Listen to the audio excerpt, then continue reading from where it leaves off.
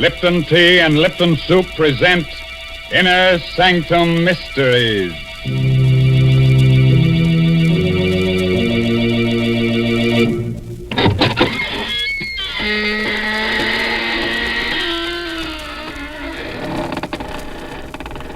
Good evening, fiends. Friends of the Inner Sanctum. This is Raymond, your host, inviting you through the squeaking door. Don't hesitate. Come right in. Oh, it's a bit dark. Careful, don't brush up against that skeleton. Oh, he's quite harmless, I assure you. He's only the skeleton in our closet come out for a bit of air. The idea of a skeleton coming out for air. Such nonsense. Oh, you mean because it's already so well ventilated? Oh, how do you do, Mary Bennett? Hello, Mr. Raymond. Now, you tell me truthfully, is there a family skeleton in your closet? Oh, yes, indeed. And what's more, we make no bones about it.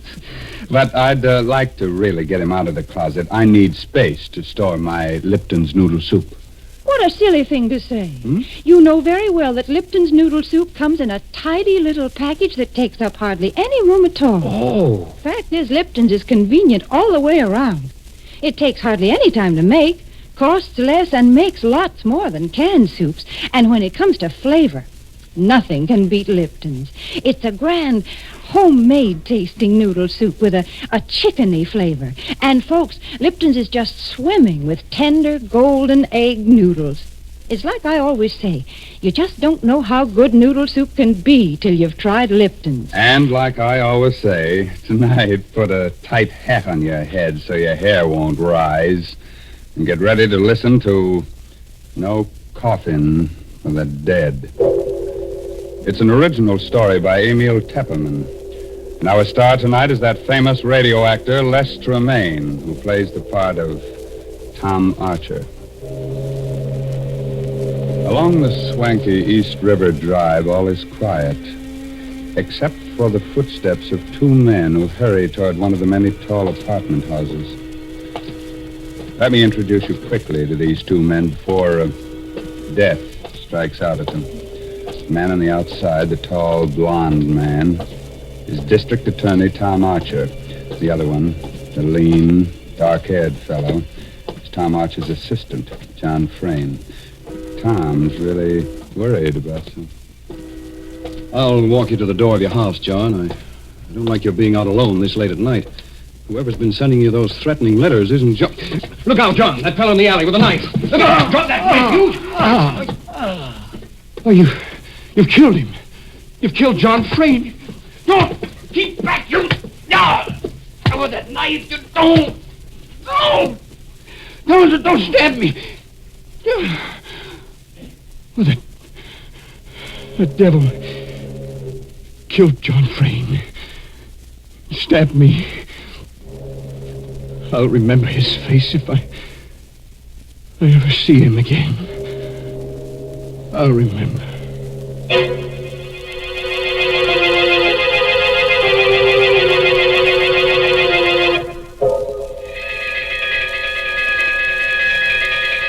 When I began to regain consciousness after that attack, I was lying on the ground at the mouth of the little alley near John Frayne's home. A fussy little ambulance intern had just finished working over me. There was a small crowd around me, and I glimpsed the face of Detective Inspector Lambert just behind the intern. There. Feel better now, Mr. Archer? How is he, Doc? I about got him fixed up, Inspector Lambert. I think he'll be all right. He's conscious now. Can I talk to him? Yeah, but better not move him for a few minutes till the shock wears off. How are you, Mr. Archer? Well, pretty good. I feel like a mummy with all these bandages. Yeah, both hands. What did they do? Jump you with knives? Oh, we were passing the alley. John and I... John? What happened to John Frayne? Speak up, Inspector. What happened to John? Now, take it easy, Mr. Archer. John's dead. They got him in the back. Right through the heart. Oh, merciful heaven. John?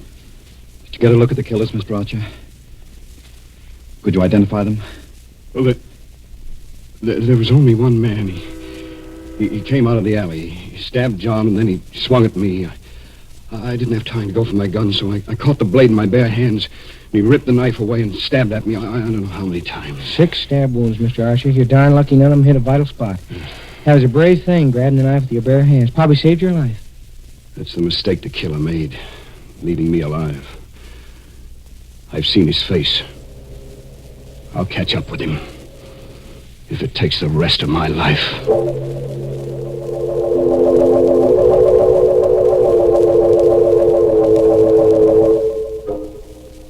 I was a bit shaky on my feet when Inspector Lambert and the intern helped me up. But I insisted on going over to where the body of John Frayne lay, covered with a white sheet. And then I saw Susan, leaning against the great comforting bulk of old Mrs. Hogan, her housekeeper. She was looking down at the shroud that covered her husband's body. It was God's will, Mrs. Frayne. Susan. Oh, Tom. Tom, I can't believe it. John.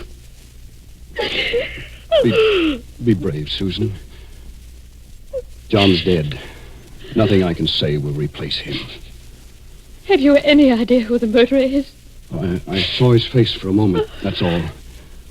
But I'll recognize it again, I'm sure. Mr. Archer, here's something we found in the alley. What is it, Inspector? Looks like the charm off a watch fob. It's broken off. A charm? Well... You recognize it, Mrs. Frayne? Oh, no. No, it can't be. It can't be. No, of course not, Susan. There are hundreds of watch charms like this one. What is it, Mrs. Frayne? That watch charm is... My younger brother, Peter, wears one just like it. Oh? Oh, nonsense, Lambert. You can buy those in any jewelry store. Besides, I saw the killer's face. It wasn't Pete. Mrs. Hogan. Yes, Mr. Archer? Please take Mrs. Frayne upstairs now. That I'll do. Come along, darling. I'll see you later, Susan. Oh, please stay here, Tom. You're hurt. All those wounds. I'll be okay. Right now, I've got to go downtown with Inspector Lambert and look at pictures while that murderer's face is fresh in my mind.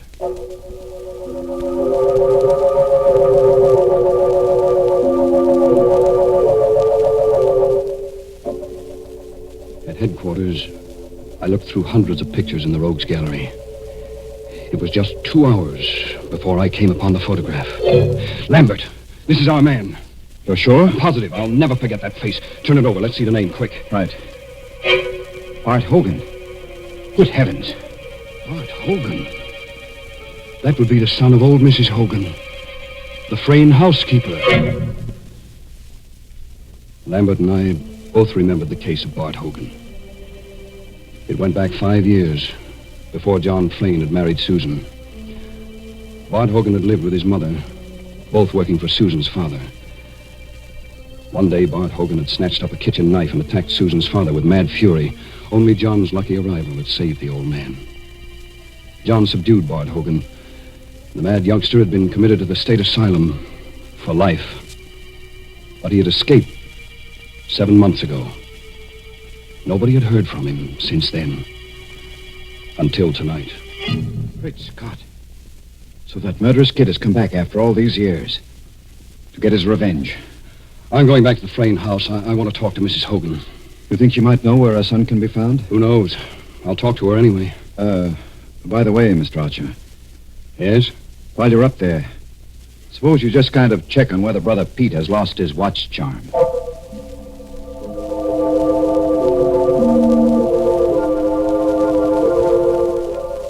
The Fraynes occupied a top-floor duplex in the riverfront apartment house.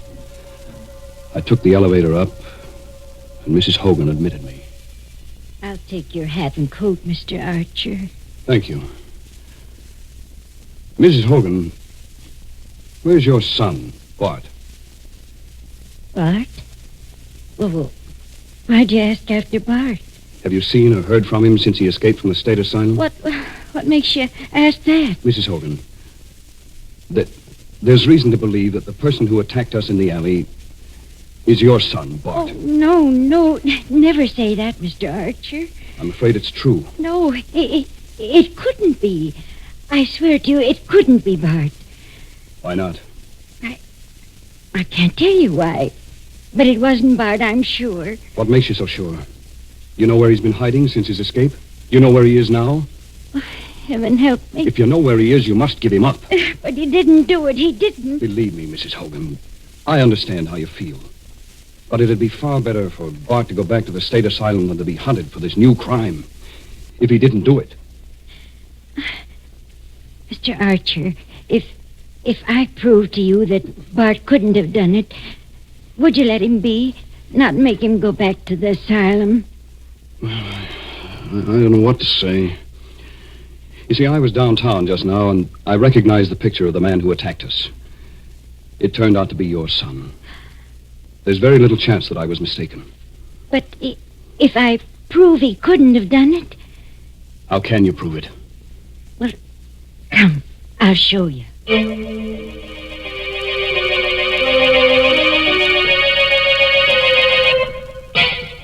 Her usually ruddy face was drained of blood as she led me up the stairs to the upper floor of the duplex, and then along the hall to her room.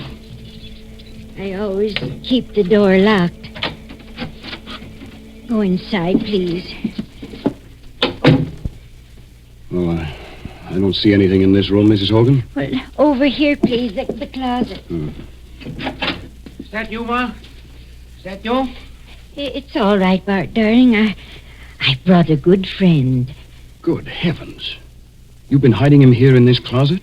For 7 months now. When he escaped from the asylum, he came here. I cleared out the closet. It just holds the cot.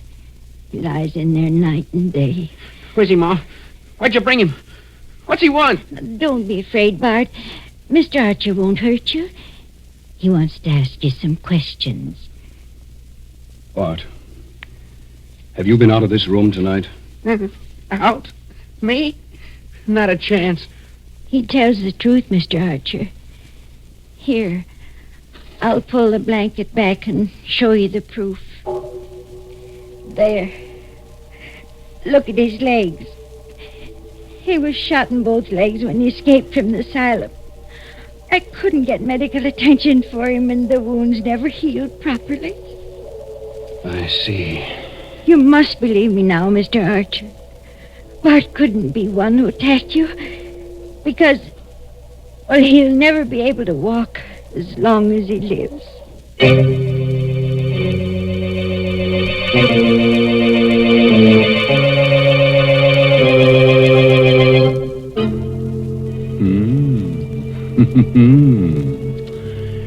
Well, now, if Bart Hogan didn't do it, and mind you, I said if, then who did kill poor John Frayne?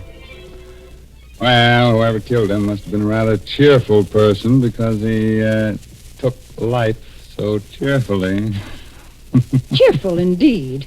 Mr. Raymond, you've always had such gruesome thoughts on your mind, you wouldn't recognize something cheerful if you met right up with it. Oh, now, Mary, aren't you being a bit unfair? No, I'm not. You just don't know what folks like. But you listen to me, because I'm going to make a suggestion that'll please everyone. All right. Folks, if you want to give the boys overseas a real taste of home, why not send them a package or two of Lipton's noodle soup? It's so easy to do. You don't even need a request slip. You know, a bowl of hot soup makes a mighty good snack for the boys. And when they receive Lipton's noodle soup mix, they're getting that old-fashioned kind of chickeny-tasting noodle soup. So send a package or two of Lipton's to your favorite serviceman. That's a terrific suggestion. And here's another thing that pleases me. There seems to be plenty of murder ahead in tonight's story. You remember that pretty little girl, Susan? Well, looks like she's next on the murderer's list. How about that, Tom? Come on, tell us more. And don't spare the gore. When I entered the living room on the lower floor, a few minutes later, Susan and Peter were there with Arnold Matson, the lawyer. Hey, tell you this is a serious problem, Susan, and we've got to find an answer to But it. there is no answer, Mr. Madsen. Oh, Tom, thank heaven you've come at last. Hello, Susan. Hello, Peter.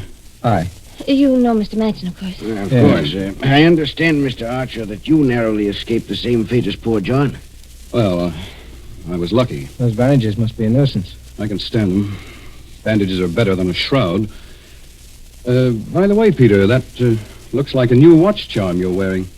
What, this? Oh, I lost the other one someplace, so I bought a new one. What of it? Oh, nothing. Mr. Madsen, when I came in, you were saying something about a serious problem. Exactly. As you know, Susan's father left an estate of $1.25 million in a trust fund to be paid to Susan on her 23rd birthday. Yes, I know. And she'll be 23 next month. But there's a proviso in the will, Mr. Archer. In order to receive the inheritance, Susan must be married and living with her husband on that date. Please, Mr. Madsen, I don't want to talk about the money. Yes, but don't you see? You'll lose it all. The will distinctly says that you must be living with your husband. If not, then the money goes to 8 charities, except for $50,000 to Peter. I don't care. I don't care what happens to the money. Without John, it doesn't matter. Well, Peter, it'll be a break for you. What do you mean by that, Madsen? Well, there's no need to become enraged, Peter. I only pointed Oh, you out... filthy rat, I'll show you what I mean. Look out, take it easy, Peter. Let go of me. All right, take your hands off me. Why are you all looking at me like that? You look as if you thought I killed John. Well, say it. Why don't you say what you think? Better cool off a little, Pete. This is no time for a scene. Yeah? For that matter, Tom Archer, what about you? You'd like to marry Susan yourself, wouldn't you? Why, you rotten little... You better cool off a little, Tom. This is no time for a scene. I'm sorry. Yes, Peter, you're right. I would like to marry Susan. You know that, don't you? Yes, Tom, I know. You two look at each other like a couple of puppies in love. I'm going to get a drink. And nuts to the 50,000. Right, George, I've got it. Got what, Mr. Madsen? The solution to our problem. What are you talking about? That's it, don't you see, Susan? You can marry Tom Archer here, and then you'll be able to legally claim the estate on your birthday. Well, that's a pretty callous thing to suggest, Madsen. Callous? I'm a lawyer. It's my duty to protect my client. I couldn't do it. Of course not. Look here, Susan. Is there anyone else in the world who would benefit by John's death? I don't know. I can't think. Oh, what's the difference? Are you still looking for clues, Archer? You know who the murderer is, young Bart Hogan. Why look further? Bart Hogan? Madsen, how did you know about Bart Hogan? What do you mean? Well, I just come from Inspector Lambert's office. There was nobody present when we found Hogan's picture. How did you know about it? Well, it's really quite simple. I phoned headquarters a little while ago, and Inspector Lambert told me. Archer, Madsen! What's that? Peter! Archer, come quick, in the kitchen. Come along, Madsen, quick. Yes. You stay here, Susan. All right, Pete, take it easy. We're coming. Down the hall, in the kitchen. Get hold of yourself. You open the door. I can't. Look, go ahead, Archer. Open it. Good heavens. It's Mrs. Hogan. She lay on the kitchen floor on her back, with blood all over her clothes. The blood came from a gaping knife wound in her throat, and the knife lay on the floor alongside her. I found her that way. Her body's warm. She was killed within the last 10 or 15 minutes. Then the killer's running loose somewhere in the house. Susan! She's alone! Good heavens. There, on the floor. Susan, darling. Is she dead? No, she's only fainted. The shock. Oh, It's all right, Susan. what happened? Was it Mrs. Hogan? Yes. Who? We don't know.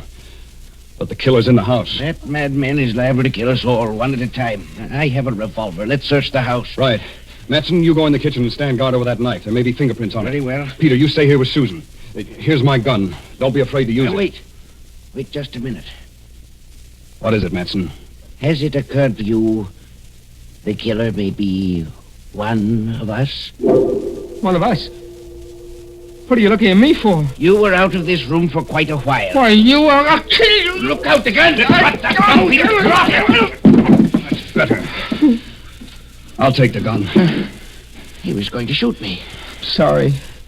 I lost my head. Susan, I'm sorry you have to go through all this. Everybody's on edge. There's a killer loose in the house, and we've got to find him. Yes, Tom. I know you'll do whatever's right. I'll try.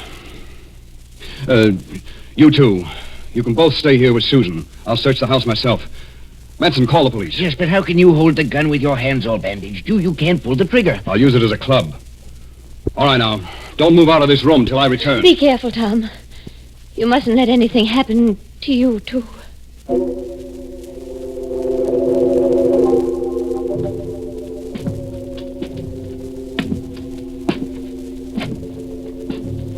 I went slowly up the stairs to the upper floor, gripping the gun by the barrel in my bandaged hand.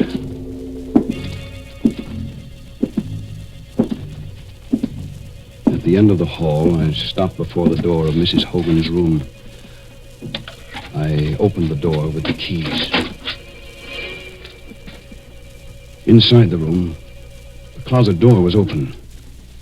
Bart Hogan was still lying on his cot. He must have been expecting me. His eyes were wild with terror. He had a long pencil clutched in his right hand, the only weapon he could find to use against me. His left fist was clutched into a tight ball. He watched me, stiff with fear, as I moved slowly toward him, across the room. Keep away from me. I had no time to waste on him. I swept aside the fist that clutched the pencil. Help! And brought the revolver butt down hard on his forehead. I went over to the window, opened it. Then I went back to the bed and pulled the sheet, pulled it away, lifted him. His weak and withered legs dangled uselessly. I carried him over to the window, rested him against the sill. He opened his eyes. He was recovering from the blow. I didn't wait. I pushed hard. He went toppling out of the window.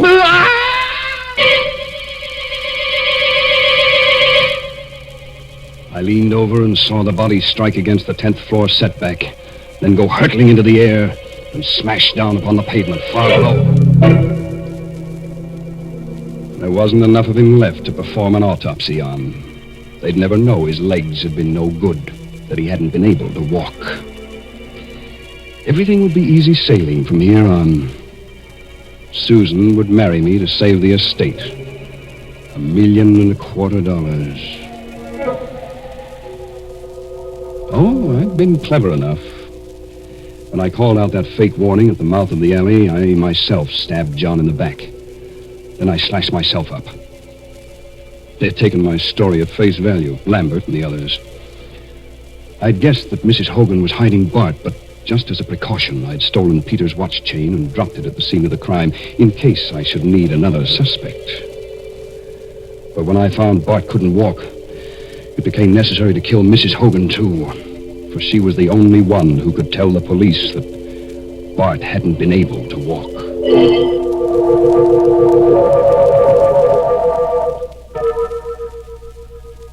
All I had to do now was go down and say I'd found Bart, we had fought, and he had fallen from the window. The perfect crime. I took one more last look down into the street, where a crowd had gathered around Bart's body. I was able to make out the figure of Inspector Lambert, bending over what was left of him. And I saw Lambert force something out of the clenched left fist of the dead body. In a flash, I remembered that feeble little pencil with which Bart had tried to defend himself. I pulled in my head from the window and glanced across to the closet. I saw it at once. A small white scratch pad. I rushed across the room and snatched up the pad. And there, on the topmost page, were the indentations of what Bart Hogan had written on the page, and then had torn off.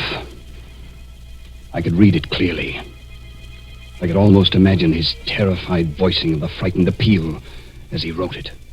Archer was here. He means to kill me. He wants them to think I killed John Frayne. That I can't walk. I've got 2 bullets in my legs. For God's sake, save me. Bart had written that note, meaning to throw it out the window. But I'd come back too soon for him, and I had thrown it out of the window for him. I went back to the window and looked down. I saw Lambert peering up. Then he turned away and hurried toward the entrance of the building. He's coming for me. There's only one thing for me to do now.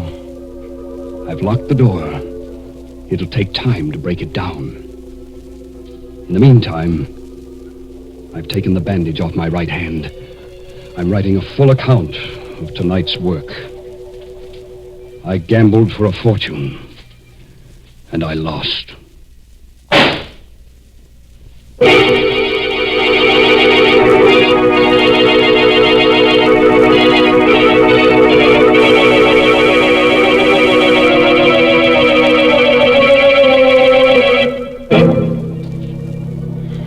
Oh, dear. And I loved that boy so. Yes, sir, he seemed like such a nice young man. Well, his trouble was he tried to commit the perfect crime without first practicing up on minor crimes. He should have started by stealing watermelons and maybe tried his hand at robbing mail trains. Mr. Raymond, what are you suggesting? And just when I was getting ready to tell people to send a bowl of soup to the boys overseas. Wouldn't the soup get cold by the time it arrived? Oh, of course not. Why, Lipton's noodle soup mix comes in a flat package. You simply send it along to your favorite soldier. And he'll be pleased by your little gift because this noodle soup is just like a taste of home. So enclose a package or 2 of Lipton's the next time you write to him.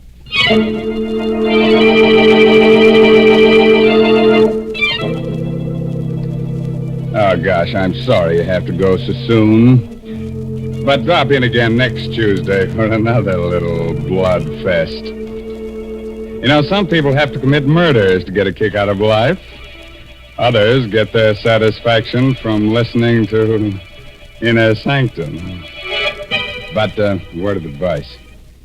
If you've got to commit a murder, please don't get yourself caught. Because if you do, you'll surely get a free ride with the only person never bothered by backseat drivers. I mean that they're hearse drivers.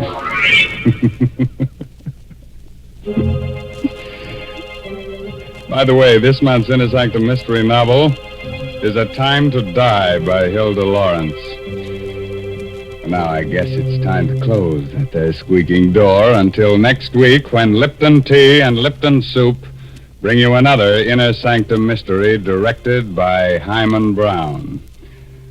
So until then, good night. Pleasant dreams.